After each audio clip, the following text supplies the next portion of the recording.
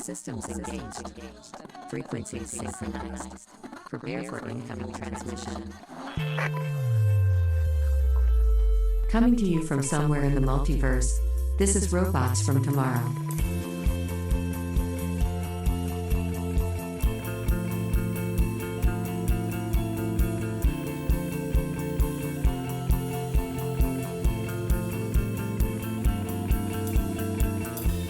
This show is available on Apple Podcasts, Spotify, YouTube Music, and as always your podcatcher of choice. For the full archive featuring over 800 episodes of comics and comics-friendly content like interviews, book discussions, and freeform tomfoolery, please go to robotsfromtomorrow.net. Here is your host, Greg. Hello, and welcome to Robots from Tomorrow. My name is Greg. Thanks for joining us. Today, I'm going to chat with cartoonist Kit Anderson about her first and latest graphic novel, Second Shift, put out last year by the good folks over at Avery Hill Publishing. I talked with co-publisher Ricky Miller about it briefly in our interview last year, which you can, of course, find over at robotsfromtomorrow.net. But now I've got Kit herself here to go into greater depths about this gothic science fiction tale that I've now read 3 times, and I have thoughts about. Second Shift was preceded by a number of short stories and mini-comics, which have been collected in the anthology Safer Places, also out from Avery Hill. Kit has an Ignatz nomination for one of those short stories in particular, Weeds. She has an MFA from the Center for Cartoon Studies. She's an alumni from the alumnus. You're not an alumni. Okay. She's an alum. Okay. I'm an alum. You're an alum. That's it. All right. She's an alum from the University of Colorado at Boulder, which coincidentally my niece is graduating from later this year. Go Buffaloes! Yay! She has also worked as the production. That's cool. She has also worked as the production manager for friend of the show Josh O'Neill's BEEHIVE books. All of which is to say, she knows her way around a comic book, and that is definitely on display with Second Shift. I'm not the only one that thinks this, as the New York Public Library put Second Shift on their list of 50 best new comics for adults in 2025. She joins us today from Zurich, Switzerland, and I could not be more excited. Kit, how you doing? I'm good. I'm excited too. Thank you so much for having me. I mentioned this a little before we started recording. I had a mad dash of question inspiration right before getting on here, so things may be a little more rambly than usual. But I'm going to try and go like macro to micro on this because I want to give listeners something to listen to before we get into the Second Shift specifically and possibly, spoilers. Because like I said, I have thoughts. So let me start off by asking a larger question. What brought you to Zurich? My partner got a job transfer and it was during COVID. So we were in a really interesting part of Silicon Valley, in the middle of COVID. And then we were like, wow, Switzerland sounds great. And it actually was it's been amazing. We actually live in kind of a rural town outside of Zurich. And there's just tons of hikes around here and the public transportation is great. There's this it's a pretty great place to live in many respects. So we kind of love it here and hope to stay as long as they'll let us. Good. You're from Colorado, so I'm assuming there's a geographical similarity there.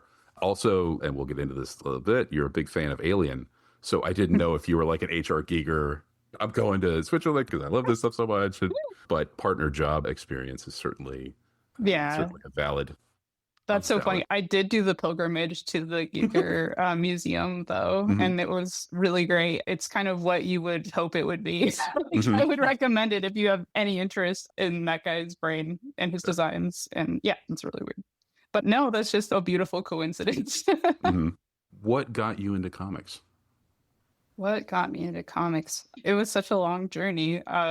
Basically, I'd had a bit of contact with them, like X-Men, when I was a kid. And then I kind of went through a pretty extended snobby phase, maybe in high school and through a lot of college. And I was an English major. So, only serious books for me.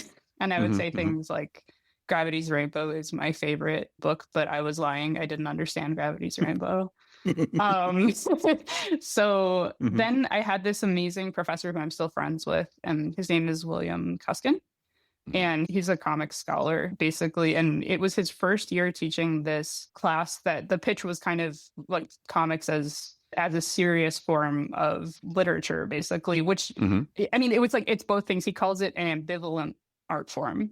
So he'll be they're both very pulp and very disrespected, and the whole Comics Code Authority, they are coming from this really kind of lowbrow background. And then also just like dealing in this space of, it's just an incredible medium, and it has so much like freedom almost because of its disrespect. Things I think we all kind of take for granted now, but at the time it really blew my mind, and I think it just opened my eyes to like how flexible comics are, and how special they are. So I got really into reading them at that point, and then was like a very respectful casual reader, and then like had a career in publishing. Then just got kind of like, sorry, this is a really, I don't know why I'm making this story so long.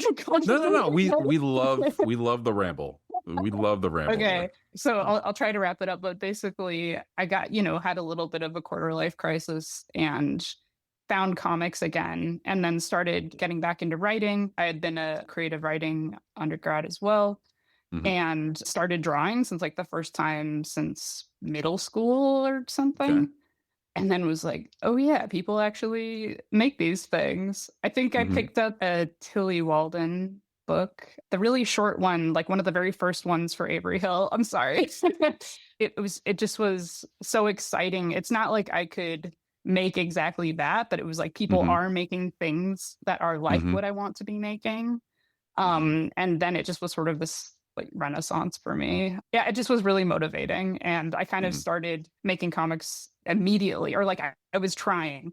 But they're really hard to figure out. Actually, one of like the very first proper comics I made was kind of a very early version of Second Shift about people in a biodome. So anyway, yeah, I think that's like been in my head for a long time. Yeah. Really long story. No. Again, we love the ramble here. Was that Lookout Station? Or was that something before? Yeah, it was even before Lookout Station. So this is like an idea. The embryo. Kind of been. Yes, exactly. Okay. It was only, I think, like a 2-page, barely a comic, but like, yeah, something I've been cooking for a while. I thought that was fun when I was like going back through my like very first comics of like, oh my God, there it is. I totally forgot. Yeah. So then you're like, okay, comics, you're making them. You're like, wow, these are great, but they're also sort of complicated. You go to the Center for Cartoon Studies because you're like, I want to figure out how to do this properly. What was that experience like, getting to go to such a concentrated comics environment?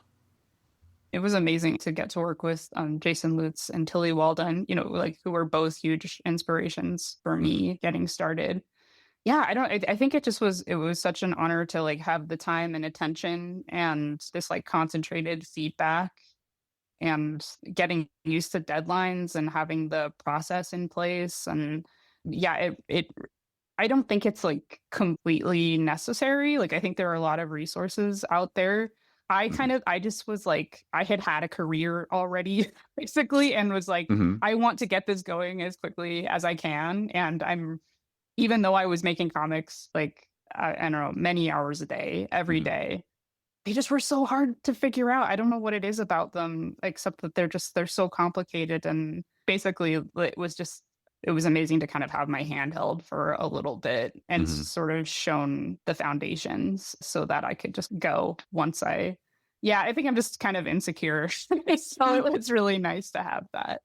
I mean, yeah, you're putting together words and pictures, so you can do so much with either one of them. And when you put them together, that like exponentially increases whatever you can do with them. So, like you said, Vermont has a comics laureate, right? Like they take that stuff seriously up there, and you're like, I don't want to mess around. I want to go somewhere I can sort of catch up, maybe a little bit, because you didn't go right from college to this. I think I heard part of the story from Ricky from his side of it, but how did you go to Avery Hill? Because that's now, you're basically moving your way east. Older, now you're into Vermont, now you jump over the pond, you're in London, because they're, of course, a London-based publisher. How did that relationship start? Well, I mean, I think I've always been a big admirer of Avery Hill, like ever since I found Tilly's stuff, and that was my introduction to them. And just like, I love so much of what they put out. So they were always really big on my radar. I have like an unfortunate love of short stories. So I think there aren't that many places that will publish collections. And I knew that they had done a few really good ones. Yeah, I think that was my thesis in my second year of CCS, and I reworked it a fair bit before I queried, but I only queried them and two other places, I think, but was really hoping that Avery Hill would be the Hmm. ones. I wasn't like shooting for any big five or anything like that. Hmm. Like Hmm. it was kind of a shot in the dark. I had met him also at a CCS does this cool like industry day thing, but it was during COVID, so it was online. But I got to talk to Ricky a little bit, and just like I just really liked him. He seemed like a great editor. I'd heard wonderful things from Tilly, Hmm. and yeah, I just was so happy that he wanted to work with me. And then it was really great too because they did the 2 book deal, so that was the dream to like have the next thing figured out or lined up. So The long, I say long tail, but like the long gestation period of this, I find interesting. But before we get into that part of it, I was doing research on this, and you mentioned something that I maybe I'd heard about it before, but it certainly jumped out. You talked about using Alison Bechdel's visual scripting oh approach. yeah. Can you describe what that is? Yeah, I'll try. Okay. So this came from a blog post that I think Jessica Abel did, and it Mhm. was outlining Alison Bechdel's visual scripting approach. It's funny because I met Alison Bechtel a couple months ago. She had a thing in Switzerland, and I Mhm. like asked her about it, and I was like, wait, do you still use this? I don't know. Like she didn't seem like she uses it anymore. Maybe I don't know, but Right. whatever it is, it like completely unlocked something for me, and Hmm. basically. So I like to write in Scrivener. I mess around with prose and stuff too, but they have this amazing comics scripting thing. So I kind of like drafted my entire script in Scrivener, and then I exported it. And I really like InDesign because I used it a lot in work. But I'm trying to switch to like Affinity now because Adobe's, Yeah. but basically, yeah. So so I kind of will like in my script be trying to think about I'm not really worried about page turns and things like that, but I'm Hmm. just kind of trying to get all the scenes in. And then in InDesign, I'll set up like my panel grids. I'm just exporting the script. I have like a layer for speech bubbles, I'll have a layer for panels, I'll have a layer for panel descriptions, all this. So I'm just like inputting into each page in InDesign, like what I'm going to thumbnail Hmm. eventually. So then I'm kind of like messing around with all the page turns and everything like before I start thumbnailing. Like I think I'm also a much more verbal person than I am a visual. I really like to visualize like in words a Hmm. lot. So I think that like I could see it not working for everybody, but like Hmm. for me it was so great to just lay out most of my panels and page turns and all of my dialogue and descriptions. And then because I don't know, thumbnailing is just like really hard for me. Hmm. So I made this like great little skeleton for me to just go in. And of course I had to rework it like a lot once I started Yeah. Yeah. thumbnailing, Yeah. but it was a great place to start. And then I loved that like at any time I would finish thumbnails or pencils or whatever, I would just like export it and then it would appear in my InDesign file. So it was like this living document that just kept growing. Mm. You put in hand lettering and everything. So like it just was really satisfying. And like Yeah, it strikes me as a really interesting middle ground, and especially for writers, to where like you can write all this stuff in words, but because those words ultimately have to live not on the page that you're writing them, but in this framework that the artist is going to have to work in. So it just seems like such a great tool for writers to be able to use to start forcing them to think about what the end product is, right? Because whether they're writing a book or a play or whatever, it's them looking at their screen and they're just typing words and then those words are turned into other stuff.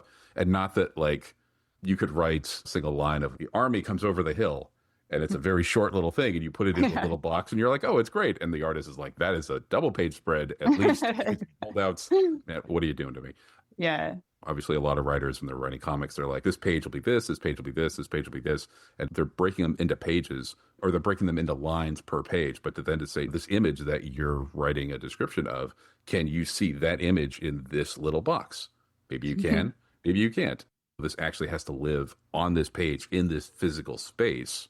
And it gets them thinking closer to where the artistic half is sort of living. And it kind of brings them a little closer together, which may have been what she was intending. Totally. Because I don't know. Yeah, I think it's absolutely genius. And basically the thing is, like, you don't have to use InDesign. Like, I think you could make it in, what is that, like Google presentation or something? Like, you could make a bunch of slides and then put like two tables next to each other, and like those could be your spreads. I was using Google Tables, but it was so annoying to move stuff around. Like, until I was like, wait, you could just do it in the InDesign document. And like, definitely, if I ever write a comic script for somebody, I hope that they would be down for this, because like I think that happens all the time. Like, even to me as I'm writing a script, like the way that we try to like collapse action in like a really unreasonable way that just like doesn't work when it finally gets to the page. And also, like, I've definitely heard of people handing things over and one panel will have 6 speech bubbles in it or something, and I do stuff like that too. But yeah, it's a great stopgap. let me actually walk this back a little bit. When you're doing like shorter comics or whatever, do you write yourself a script? Talk about your process. I think like with short comics, I kind of try to challenge myself to not always do the same process, because I think, I don't want them to ever feel like totally dialed in, because that's pretty boring. So I think like when I start getting too reliant on my process or whatever, then I'm like, okay, now we're doing a straight to ink comic or something. Or I've messed with like collage comics sometimes, where maybe I'll like write a bunch of dialogue and then cut it out and then like paste it into panels that are just like straight to ink. I don't know. I just like, I don't want them to feel super Processed. Processed, yeah. Okay. Like exactly. But it's really comforting to fall back on. And like I definitely, after I finished second shift and was tired but I still had ideas that I was excited about and wanted to work on, I made the visual script, and it just was comforting to have. I do like scripting. Like, my friend calls me like a frustrated prose writer, which I think is maybe right. But it's just where most of my ideas start, is in words and scripting and stuff. I kind of challenge it. Yeah. Well, I mean, you got to keep it interesting for yourself. Yeah. Because this isn't I'm going to do this one thing and then move on to something else. You're like, no, I plan to be here for a while, so I'm going to try to try different things. You know, you'd started off on these short comics, and I'm sure you'll probably do short comics again in the future. Second Shift is your first long form narrative. There's a big leap between the two, obviously. What did working on Second Shift verify that you learned doing all the short comics, that you're like, oh man, I'm glad I worked out X doing all this stuff before? Whereas if you'd have just been like, I have this idea, I'm going to do a graphic novel, and you jumped into it, you'd have been like, that would have been a mistake. That's a really good question. I knew that there were things like I just wasn't going to have them figured out until I was working for a while. So I think it was kind of like comforting to have this foundation, but I could move around a little bit. Like, I think I originally tried to treat it as, I think, 3 or 4 short stories almost, because I was overwhelmed by the process of making one long narrative. Like, it was definitely the first time I tried it. And I don't know, I think like it just was so much editing and so many iterations. And again, I think that's like where the visual script was really helpful, was it took me a really long time to feel like I had locked in the story to a point that I was comfortable to start really drawing it. So I would say like the bulk of the time was like planning, and then the art was like a mad rush, honestly. Like, I was doing it all of the time for, I don't know, 3 months or something, 4 months. Wow. And my friends helped me with the color flatting. Like, it was bad. I really wanted to meet the deadline. But like, anyway, I will not say it was like a perfect, beautiful process, but I did feel prepared in that I had made a lot of comics by that point. Like, they were short, but like I had made one. I think the longest at that point was maybe 28 pages, maybe 34. I can't remember, but like I had made something that was like maybe a quarter of that size. So I was like, okay, I can just do that times, 4. 4. Yeah. It's fine. Yes. So I think there just were ways that I could make it less scary in my mind. I don't know. I'm rambling, but it was tough, to be honest with you. But like, I think like with the short stories, I kind of had to resist a bit of pressure to be like, to make action and story like the most important thing. I Hmm. think there's so many guides out there about like how to do, your 3-act script Hmm. or whatever. And that's like not what I wanted to do. I think like when I do short stories, it's usually kind of like situation driven. Hmm. And I really want to explore like an idea or a feeling or whatever. But like I kind of had to, yeah, resist the urge to be really structured, honestly. And I think I did start like reverse diagramming. And then I was like, okay, like let's calm down. Like it's okay. Like the story doesn't have to be the most important Hmm. part. Yeah, there's certainly mood and atmosphere and breath in it. And that is, I don't want to say the most important, but that's certainly one of the big takeaways that I took from it. And then once I heard some of your inspirations for it, I was like, oh, that completely makes sense about why you're lending so much air to certain moments and to certain things. And so you're working with Ricky and the folks over at Avery Hill going back and forth. I remember him being really excited about it, but you having come up with a bunch of backstory and like the TerraCorps stuff. And he's like, that stuff needs to be on the page somewhere. And then you sort of came up with these interstitials that are in there that are almost like entries from the corporate guide. Talk about that type of honing process where you've obviously been baking this idea for a while. You take it to Avery Hill, and Ricky's like, this is great, but then I don't understand this. Talk about how that was getting your idea to where you feel like, okay, now it's pen to paper time or Yeah, whatever. yeah. Oh, yeah. Ricky's such a good editor. Like there was like another moment that he totally changed the book. And that was when I sent him two possible graphic novels. And he was like, why don't you just combine these? And I was like, no, I can't sacrifice like this idea to this Hmm. other idea. But like he was totally right. I think like the main thrust of what he was saying was like, in my original script, Birdie was completely alone, like basically in Lookout Station, how that Hmm. character Oak is all by themselves. That was Birdie, and he was like, "No, you need to like have other people there to be bouncing dialogue off of and stuff." So Uh-huh. like Uh-huh. anyway, he was totally right about that. And then I think, yeah, I was just living in this world for a while, and like everything made so much sense to me. And yeah, I had a lot of backstory that wasn't totally clear to me that like I do kind of like that feeling when I'm reading stuff and it's a little bit confusing. It's like it's a Hmm. very interactive experience to read stuff like that where the author just trusts you to figure things out. Maybe not right away, but eventually. Hmm. So I think I was leaning into that, but I think that like that can also be really alienating. And Mm. I Hmm. definitely I agree that if I had kept it without those interstitials, like people would be like, what is going Hmm. on? So he was totally right. And it took me a little bit, and that was actually like a pretty late ad, but he was right. And I had the like corporate voice in my head a little bit. I had like messed with making some corporate anthems, and I think I wanted to have like a whole manual like at the, I don't know, front or back of the book. I wasn't sure. So I think it was like actually really exciting once I realized that it would be an opportunity for world building Hmm. in the amount of time that I had. So Hmm. no, I was like I was really happy with it. It was yeah, I don't know. What do you think of them? I think they're great. So I want to put a flag right in where we are now because I feel like everything from this on in is going to be potentially spoilery for second shift.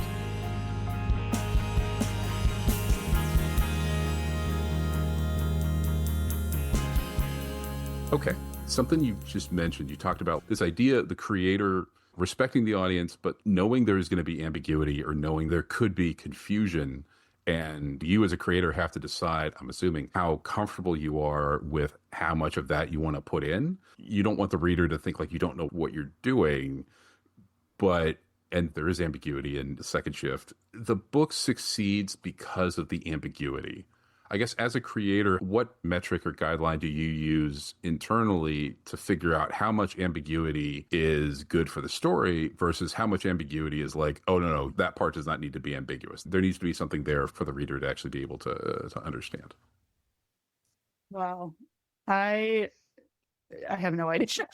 I don't know how to answer that. I feel like Okay. I think it probably like And there may not Some be. degree, yeah, like some degree of intuition, I guess. Hmm. Like, but that Yeah. sounds too high-minded. I mean, No, I it can definitely be. like, I don't know. Like, I mean, yeah, it's so down to like personal preference. Like, how alienated do I like to feel when I'm reading things? Like, I Hmm. definitely have some like very treasured reading experiences that were so like, and movie watching experiences. Like, I think like Tarkovsky's like Stalker being an Yes. excellent example of one where you're just like, I don't, and I love that book too. Roadside Picnic. Roadside Picnic is a great example of a book that just like is so confusing. And Hmm. then it just opens itself up to you in this really engaging, beautiful way, and like it just kind of changes the way you see it, the whole narrative. Like I love that feeling of it taking you along, trusting you like Hmm. throughout, Hmm. and then at the end, you know, all is basically revealed. Like that's just a Hmm. really special feeling. I'm not saying that's what I did. And I think that like, yeah, definitely in science fiction narratives, a lot more does need to be explained to some degree. And I think that like we have a lot of signifiers that we can use that are helpful, you know, that are just based off of this whole sci-fi canon that's Hmm. been built, and like with comics as well. I don't know. I'm rambling again. It's really I don't know No, no, how to no, answer no. That's great. that. No, no, that's great. The reason I asked is because, okay, just spoiler. My interpretation of Second Shift is that Birdie and Heck were on Earth. Birdie goes to the station and leaves Heck and her life on Earth. But then Heck is also there on the station. But is he just in her mind?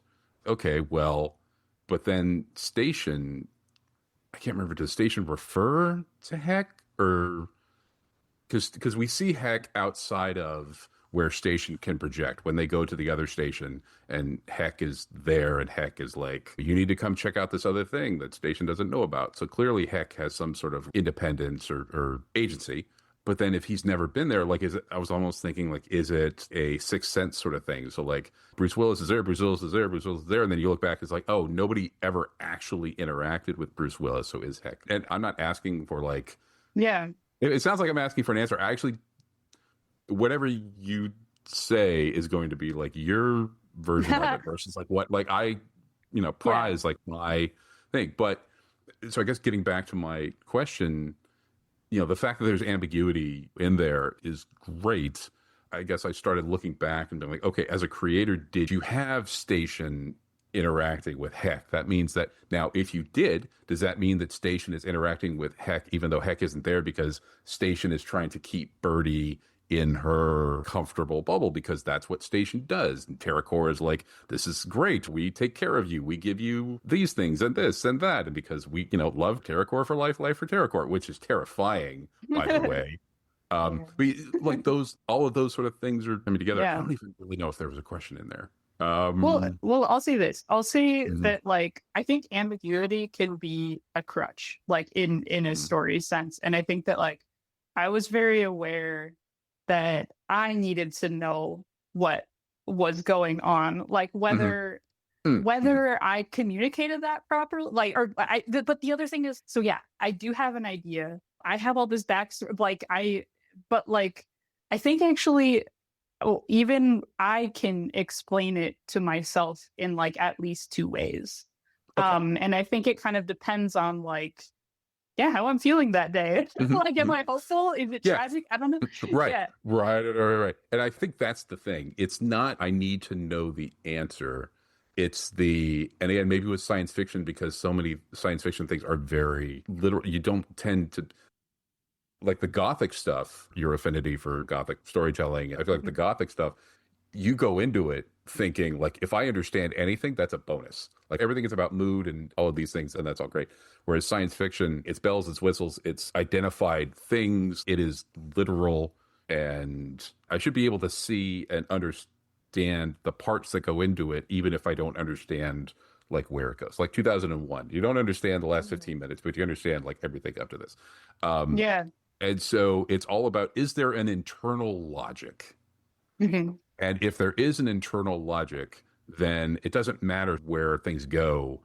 You just want the creator to have an internal logic. And so it means like, I am in good hands. I may not be able to understand whatever it is that they're putting down here. And that's like, that's cool. We want people that are smarter and better at this stuff than us to be able to do these things. That's what gives us enjoyment and all of that. But if there isn't an internal, I think that's what would cause somebody to go like, that was the thing. And for the record, I'm not saying that here. I didn't feel like you were. Okay, good.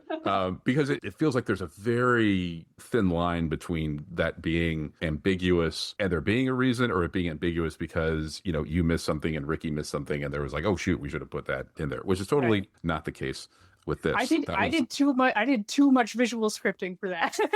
There's no way. Okay, so now that I've got that out of the way, let's finally get to the alien in the room, I guess. I was listening to your interview with Ricky before this came out, and he asked your favorite movie and your favorite short story and your thing or whatever. And for movie, you said Alien. And I was like, that makes a lot of sense. And then, but when you explained it, you didn't mention the thing that I thought was like the biggest, or one of the biggest overlaps between Alien and Second Shift. So before I get to that, can you tell us a little bit about your love for Alien? Boy, it's so expansive. And I should also say, like, Aliens, like, I love them both for very different, but I love them both so much. But yeah, Alien is probably like the one that feels like a keystone for me. I think like the things that I take a lot, like we were just talking about Ambiguity, like I love that moment when they go into the big spaceship and there's the space jockey and it's really ambiguous what they're thinking when they're seeing this. It's like, and I think also like in Aliens, like they're talking about another bug hunt. Like, so I think that there's like this. There have been previous bug hunts and you're like, So like, there's so much that is unsaid and like they just, anyway, I think that there's a ton of ambiguity built into that universe as like, what does the crew know or think? And they trust you to keep watching, like, despite that ambiguity. Okay, I love the way that like Ridley Scott places the crew like in environments. I feel like that's a thing that I've been inspired by quite a bit. I love how gothic it is. Like I think it's a haunted house movie in a lot of ways. Yeah.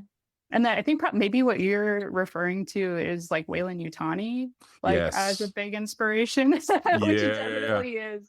Yeah, it definitely is. So the workplace aspect of it, the fact that like space truckers, science fiction is great. We're going to be out in space. You're going to be out in space doing the same type of jobs you're doing here on Earth and the different corporations, and looking at them from their perspective, like a difference of 50 years between what a big corporation in 1979 versus like now, the differences between them, but also the differences in the crew, the age of the crew, I felt was really interesting.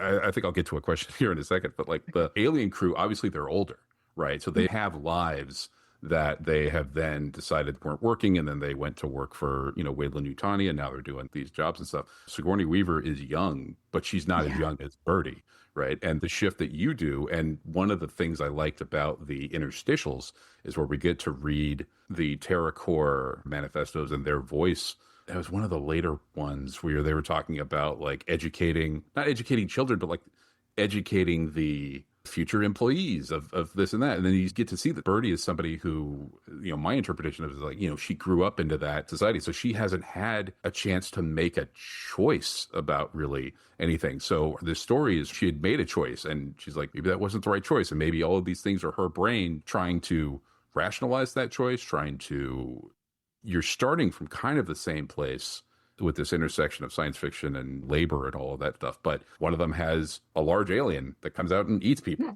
And the other is in some ways more terrifying because it's this haunted gothic corporation in a lot of ways. And I found, I guess that's a question. If I were to describe Second Shift as a horror book, would you... using that as a descriptor, do you see where that would come from? Definitely. I mean, I definitely think it has elements of the gothic. Like that's definitely there. I think that it definitely has elements of like psychological horror. But yeah, I have no discomfort with that. I think go ahead. You've described it obviously as science fiction and gothic, and I guess you could describe it as horror in the way that you would describe Jaws as horror. Like, I don't think of Jaws as a horror movie, but then you're like, oh, the giant fish that eats people. And you're like, oh, God. But Steven Spielberg made it, and you're like, well, that's not a horror movie. It's got all of these other things. Like, yes, but ultimately, big fish, chomp, chomp, chomp. I'd mentioned this earlier before we started recording. I just reread The Veldt for the first time in 30 years and then read this, and I was like, oh my God, like the room that, that takes care of you and the house that like takes care of you and all of these things. Talk about the Ray Bradbury imprint on Second Shift. Well, I don't even know where to start. Like, I love him so much. And I feel like I've read most of his short stories at least. And then, yeah, I don't know. I just think they're incredible. Like the way that he takes science fiction seriously and treats it with so much respect and empathy. There's definitely a lot of it in there. And I think like with the Ricky interview, I was talking about There Will Come Soft Rains. That's, I think, no, I'm sorry. That's an amazing one. That one's so right. Amazing, but so depressing. No, I was talking about The Long Rain? The Long Rain. Thank you. Yes. Okay. Like just that feeling that he is constantly creating of like isolation. Like he is so focused on space travel, but it's always about like the psychology of the astronauts or the space traveler, the way that he focuses on what's going on with them internally and what they're thinking about, what they're missing, how far from home they are. Yeah, he's just amazing. I love his story so much. I don't know if I can say anything really smart, but he also like with October Country and stuff, like he does the way that he'll combine like horror and the gothic with like an adventure. Yes, I don't know. He's just such a great, I guess, genre writer. I have so much respect for him. I actually pitched I sent an email to the Bradbury estate being like, please let me make an anthology of comics of his stories. And I can't believe I never heard back. But if they're ever listening, I would love to do that. They should be comics, I think. Yeah. So Birdie as a passive protagonist, was there ever like a concern of how long do I have to show her in this state before she starts being pulled out of it by heck and by seeing these things? And yeah, I mean, I definitely like sometimes I think I have a lot of empathy for her, but sometimes I really don't like her. Like you just want to like shake her and be like, wake up. So I think that was, but I see, probably more for worse than for better, like parts of myself in her. I see parts of myself in Heck. I think like I have a lot of affection for both of them. And I think like Birdie's journey is kind of one from like passivity into agency or a type of agency, which is really important to me. The number one rule of writing is like make your characters want something. So it's kind of dangerous to be like all she wants is to hang out with her station AI and earn credits. Like that's not very exciting, but I don't know. I think she's who I was interested in exploring, and I think she was like a good conduit for that. So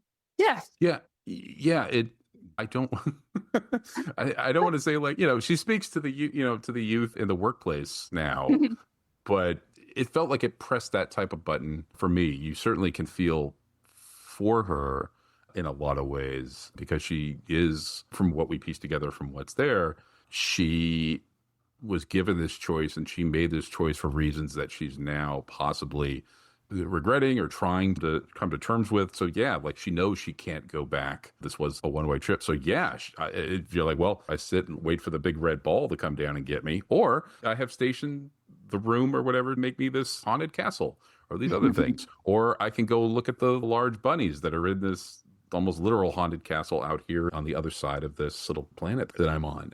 Switching to visuals for a second, I thought it was really interesting that you hand lettered everything, even the digital readouts. But then for the interstitials, the black pages with the TerraCorps stuff, obviously that was digital. I thought the dividing of that helped make either side stronger, for it is such a break because we are seeing a digital font for every 25 pages or 30 pages or whatever. And then we go back to Birdie's world, which is human, even if it's in this inhuman way. Talk about that decision. Like, it would have been, I'm assuming, quicker to have at least the station readout be digital as well. Yeah. No, I mean, I think I just think it's really jarring to see computerized text next to hand lettered text. And if Hmm. I don't know, I think I did actually try that and it just really took me out of it. I Mm-hmm. just kept really bumping on it. I think that's right. Like that one part is, yeah, Birdie's world. And then the other is this other source outside of, it's not a part of the story necessarily. Like it's there to break things up. So yeah, I think that was a little more intuitive and also like Yeah. I wanted it to be readable. And as much as I really do try, I don't think I could letter like that for that long and not Hmm. frustrate a lot of people. So Hmm. um yeah, I don't Yeah. know. And, I think I like the way it looks, but yeah, no, it looks great. And thematically, it fits in with Station trying to be everything for Birdie, or one more little note of humanization for something that is not human, but trying to make a warm little bubble for the people that are stuck on this place doing this thing. Talk about color for a bit. You use a fair amount of color in here, but it always seems a little desaturated. Talk a little bit about your color choices, like what you were going for in terms of palettes. I definitely like the blues and the reds were like the hero colors. There's like some really subtle color things happening with these overlays that like I'm the only one who knows that they're there, but like maybe they're Mm. working subconsciously on people. I don't know. But in the other station, there's a different overlay, but it's very subtle. So I could see literally nobody noticing that, but but I noticed it. So I think that like the color was the basic story is like reality versus unreality. And I felt like the desaturation, I didn't want it to be as rich and lovely as Earth colors would be. So I thought that her world should feel devoid of color to some degree, or like everything's maybe a little underwater or something. Definitely being seen through a layer of unreality, I guess. Even when they go to the other station, here is this almost like untouched thing that's been allowed to not been managed by TerraCorps. It's allowed to grow into this beautiful thing. It is, but you didn't go Wizard of Oz, Dorothy, black and white to Technicolor. It's muted color to essentially the same type of palette, but just expanded in terms of scope rather than just black and white to color, which is a restraining choice that I think works. And it could have been easier for you to just be like, all right, when you go here, we'll turn this up to 11 and, Yeah. compare and contrast. You're like, no. Though there aren't those pages or like spreads of like fans doing stuff and I think those are in black and white, right? So those are Yeah. I Yeah, don't like know. Yeah. the museum stuff. Yeah, The yeah. museum stuff, yeah. Oh, yeah. As I'm flipping through the PDF here, yes. So I guess I kind of Wizard of Oz did a little bit. A little bit, but not nearly as much as you could have. Yeah. Restraint. Very well done. Yeah, the analogness of some of the digital stuff that you have in here in their world, it really helps sell the divide. Going back to comparing and contrasting, in Alien, the AI is Ian Holm, right? And here it's Station, but Station is a fox and Station is a bird. I find it interesting. The corporation based on our society now tries to be very safe and very, we care. Just go and do your job and it's okay. And things are going to be great. Don't ask us how long this is going to take. It doesn't matter. You'll be happy the whole time. Whereas Weyland-Yutani, that era was more just like, yeah, we're big. Come with us. We'll pay you for your job. And that's cool. I can't remember if you touched on this a little bit before, but talk about building the TerraCorps identity. Like it has to be X, Y, and Z to feel like it reflects what you want it to reflect. Oof. Oh, that's like a tough question. I mean, I think that like it just made more sense to me, especially seeing like, for example, I have used AI like twice and both were like by accident. I got this email back and it was acting like it was a person, and it was so friendly. And it was so off-putting because like, I think, or those road signs that you go by, they smile at you if you're like not speeding. And that really does work. Like I was driving behind a bus and I like let it go and it flashed me a little smiley face and a thank you. And I just like kind of smiled. It like made me feel fuzzy for 1 second. And I was like, stop it. Like, it's not the way these things are programming us. Is really disturbing to me. Yeah. So I think it's totally natural for us to respond to like soft, cuddly, friendly things. But I think it's usually disguising something completely empty. And I just get freaked out about like that prospect of connecting with whatever, be it art, be it a bus. And then behind that is just like completely soulless. To me, that's just really creepy and interesting to explore and just feels likely. Like, I think like that's the way to do it. Give us smiley faces and we'll do whatever. Yeah. I hope not. But the weaponization of care and the weaponization of empathy to do something, in some ways to do anything, but certainly for this, I think I mentioned this to Ricky when I was talking to him. One of the scariest things in the English language to me is the letters TM next to each other, right next to something, or a C with a circle next to it, next to something that should be universal, right? It's like, blah, blah, blah, blah, copyright. And you're like, oh, that is the existential horror. It's not the Lovecraftian, the great old ones are going to come back to our universe and eat us all. You're like, no. The existential horror is that certain corporations are there and they're here now, and we are signing stuff away, and we're that is a scary thought. And then an idea that you had posed in here is that they're so far away. Maybe all of this was done for no reason, right? Like, is TerraCorps even there? Do they care? Have you did like, so many things. You're just like, that sucks. But it's a beautiful book. Like, the journey is worth taking, and the experience is worth having to read and to see her go through these stages and all of this stuff. But it is, I don't even know. There wasn't really a question in there either. But I appreciate it, though. Thank you. Yeah. Very kind. Yeah, that is, again, a wonderful book, but horrific. But the pages are beautiful. I'm on page 121, and we have the cutest little AI blue bunny and a little hummingbird, and all of these things are great as a soul disintegrates a little bit. I'm scrolling through the PDF as I'm doing that, and I was like, okay, I need to do that. Quick random sort of question. Alien is obviously your favorite. Of the other three, of those first four, how would you rank the other three? I mean, definitely Aliens would be number 2. And then, okay, I guess then there's like the Prison Planet one, and then there's Alien Resurrection. Is that? Yeah. I think I put Alien Resurrection above 3. Really? Yeah, because it's got Winona Ryder. That's true. I mean, it has Ron Perlman as one of the best lines and stuff, but not to say like the director's cut was better. But whatever the special edition, I think they call it for Alien 3, it has put it in front of Resurrection. For me. And I respect 3 for being like a real horror movie. Like, it's nihilism. And oh my God, yeah. I don't like Newt and Hicks being killed off. No, essentially off screen or whatever. And the cat. That's definitely a choice. And the cat. Also, like, my friend pointed out at the end of Aliens, like, if you wait until like the very end of the credits, you hear the sound. Like, and so like the echo. Anyway, I think like they did set it up. It sounds like that production was a mess. I've been listening to this great podcast called What Went Wrong. That's all about. It's usually just like, wow, how great is this movie? But also like, here's how cursed the production was.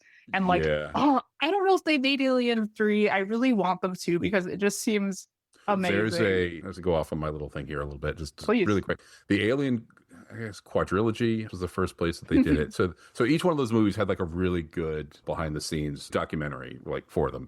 Alien 3, an incredibly troubled production. Fincher disowned it for years and years and years. Now he's like, kind of coming around. He's closer than he's ever been. The documentary on it, when it finally came out on that disc, it had been edited. Fox was like, no, you can't say this, and this. Because they were talking to people and the studio stuff that Fincher had coming down on him, because he was a young director and troubled productions before. You want to talk about horror stories. Like, it is one of the big things. So I think any release you would see of it now is the uncut version, where you get to hear how they went in with the best of intentions, but then things went sideways and the studio balked, and then they edited a whole bunch of stuff out of it. And you're like, this doesn't make sense. And, but even before that, like, they'd gone through 2 or 3 different concepts before they got to the Prison Planet. It was going to be like a wooden planet with monks, and the alien was going to come down and it was going to be this like medieval thing. And you're like, that sounds great. that sounds They should have done great. And it was, They should have done that. yeah. So yeah. So you should check that out. I mean, I won't speak for any of the others, but I will say Alien 3 is worth a reexamination. And Alien Resurrection has some good parts.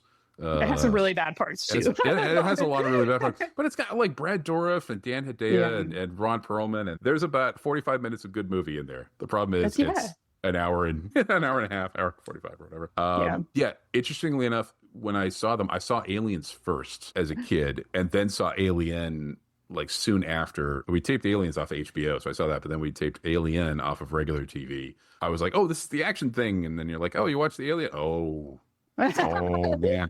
And then getting back to Ian Holm as your AI, the thing that they've interrogated him where, his head is there on the thing. They're about to plug whatever. And he's like, I can't lie to you about your chances, but you have my sympathy. And he does the smile right before they flamethrower his head.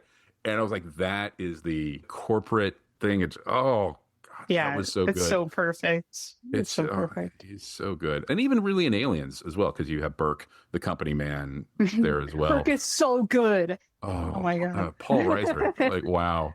Again, with that podcast, like they just were pointing out like how he's just like the perfect corporate, seemingly friendly, good guy. And like, oh my God, he was unbelievably good in that role.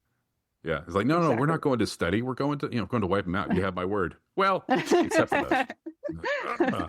Yeah, but then all of that you have consciously or subconsciously taken, melded into a different story with other aspects and turned it into the second shift. It is a wonderful book.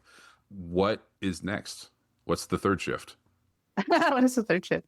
I'm pitching a couple things with my agent as we speak. We'll see. I definitely want to keep messing around in genre and we'll see where that goes, but I definitely want to keep making short stories. I've already done a couple. I think I'm going to do like a self-made anthology again coming up.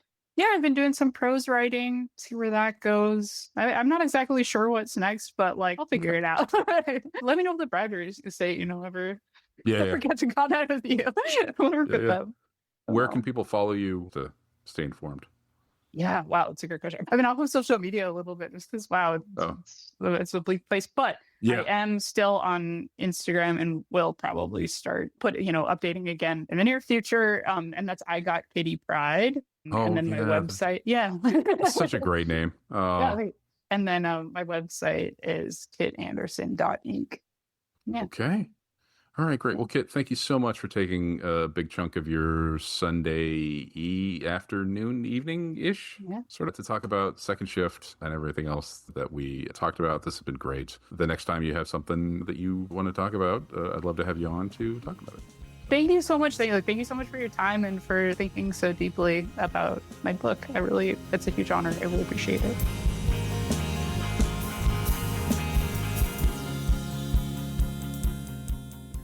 So, there you have it.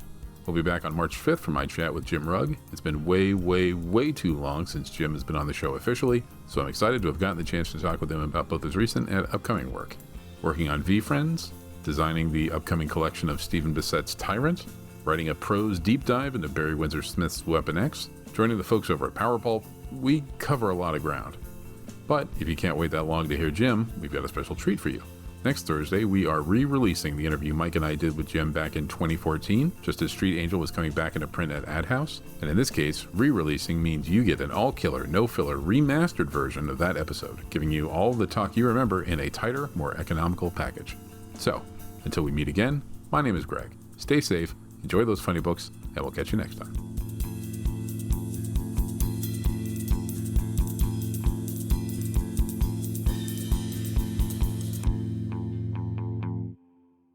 Thank you for listening. Systems disengaged.